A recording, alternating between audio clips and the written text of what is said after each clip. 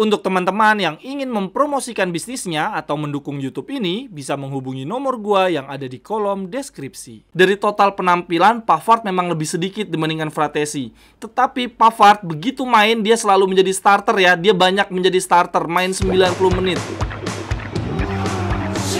Cerewetan ceking kita, nyerewetin apa aja.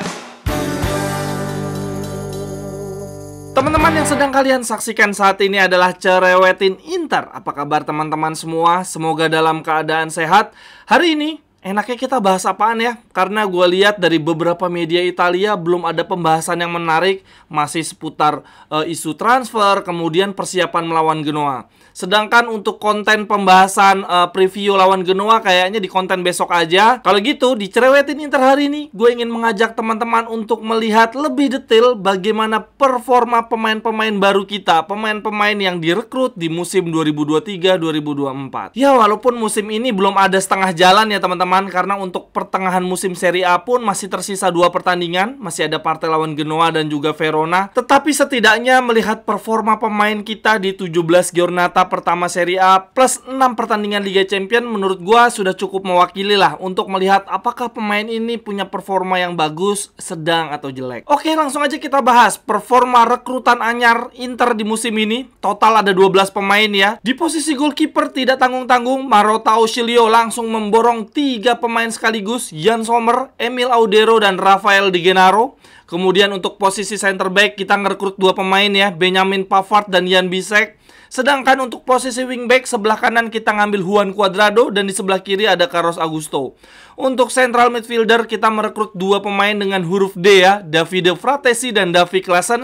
Kemudian untuk central forward, untuk posisi penyerang sama seperti kiper, kita memborong 3 pemain sekaligus, Marcus Thuram, Alexis Sanchez dan Marco Arnautovic. Total 12 pemain baru di musim ini. Tapi dari 12 rekrutan anyar kita, ternyata cuma 3 pemain yang berhasil menembus pemain inti ya teman-teman. Yang pertama Yann Sommer, posisi kiper.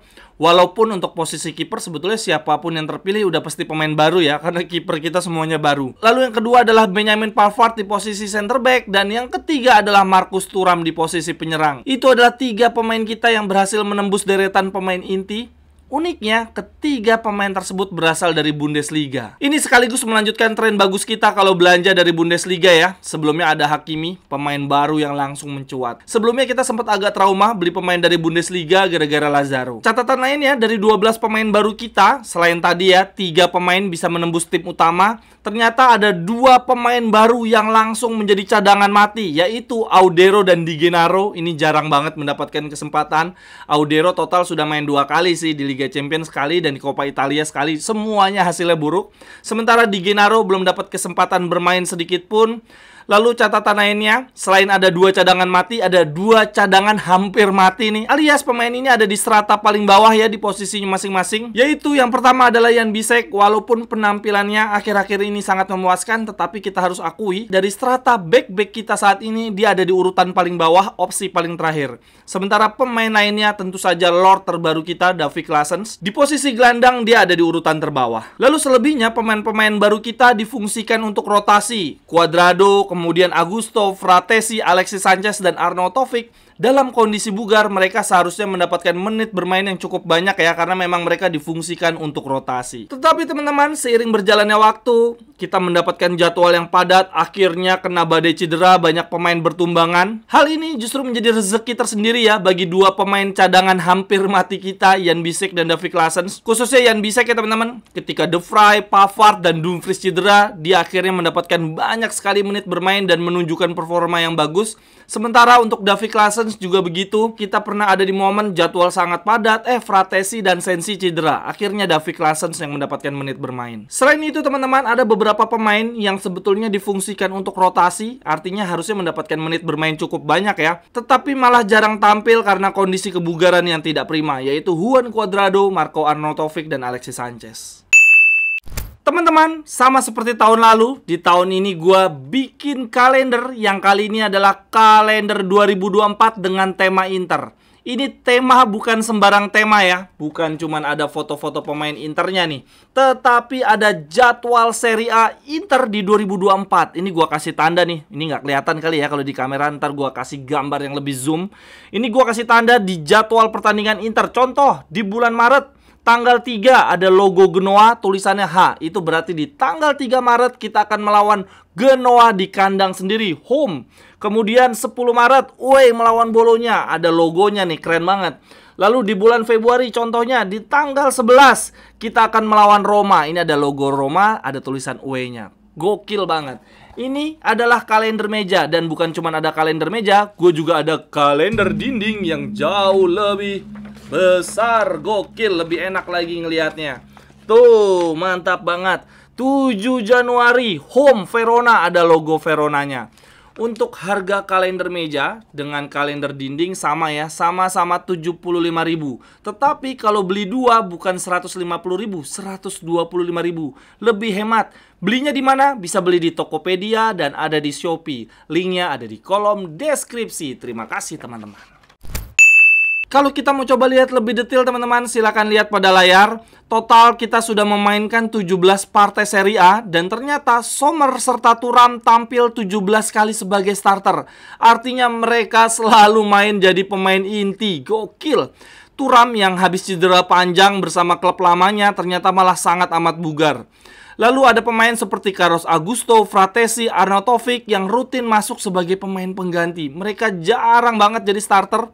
Bahkan Fratesi sangat sedih teman-teman. Coba lihat, dia cuma tampil sebagai starter di Serie A sebanyak 1 kali, selebihnya jadi pemain cadangan. Tetapi di Liga Champions justru sebaliknya ya. Dari 6 pertandingan di babak grup D Liga Champions, Augusto, Alexis Sanchez, dan Fratesi justru mendominasi. Jadi kalau di total keseluruhan jumlah main di Serie A dan Liga Champions, pemain yang paling banyak tampil adalah Sommer dan Thuram sebagai pemain inti. Lalu pemain cadangannya adalah Augusto dan Fratesi. Tetapi kalau kita mau coba lihat total menit bermain ya lebih dalam lagi, ternyata yang paling banyak adalah Sommer, Thuram, Augusto, dan Pavard, bukan Fratesi teman-teman. Dari total penampilan, Pavard memang lebih sedikit dibandingkan Fratesi. Tetapi Pavard begitu main dia selalu menjadi starter ya. Dia banyak menjadi starter, main 90 menit.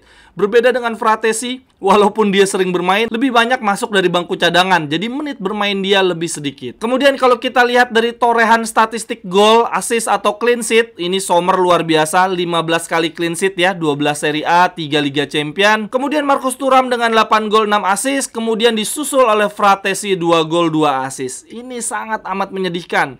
Pemain terbanyak kedua kita untuk urusan mencetak gol ternyata bukan penyerang, bukan Arnautovic, bukan Alexis Sanchez, melainkan Fratesi, dan itu pun jumlahnya cuma 2 gol 2 assist. Dari rangkuman ini teman-teman, menurut gua best signing, pembelian terbaik kita tentu saja Sommer dan Thuram.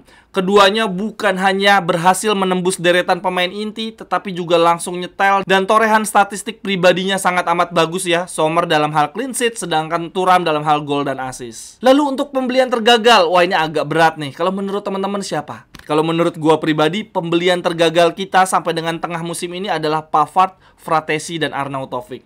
Kenapa kok gue milih 3 pemain ini? Karena satu, dari sisi harga, Pavard sangat mahal ya. Fratesi juga walaupun sekarang loan, tapi obligasinya sangat mahal. Arnautovic juga begitu. Kalau kita mau nebus dia, harganya kalau nggak salah 8 atau 10 juta. Sangat mahal lah untuk penyerang usia 34 tahun. Masalahnya untuk ketiga pemain ini disebut jelek banget ya? Enggak sih. Tapi juga nggak bagus-bagus banget, nggak menonjol. Contoh Pavard, dia dibeli dengan harga mahal. Ekspektasi kita ke dia sangat tinggi. Begitu berhasil kita datangkan di awal-awal musim, kondisi fisiknya nggak prima. Dia jadi cadangan dulu. Begitu kondisi fisiknya prima, dia ada di level terbaiknya, nggak lama kemudian cedera. Jadi menurut gua Pavard masih agak mengecewakan. Bahkan sekarang kita ada di titik membandingkan Bisek dengan Pavard. Padahal ini bumi dan langit loh. Bisek musim sebelumnya main dari Liga Antah Berantah, sementara Pavard ini mantan juara dunia. Tetapi ketika kita bisa membandingkan dua pemain ini, itu berarti antara Bisek yang sangat menonjol ya, sangat melejit, atau Pavard yang belum juga menunjukkan performa terbaiknya. Sedangkan untuk Fratesi, kenapa gua anggap sebagai salah satu pembelian tergagal kita sampai dengan pertengahan musim? Jelas dilihat dari jumlah penampilannya teman-teman. teman-teman.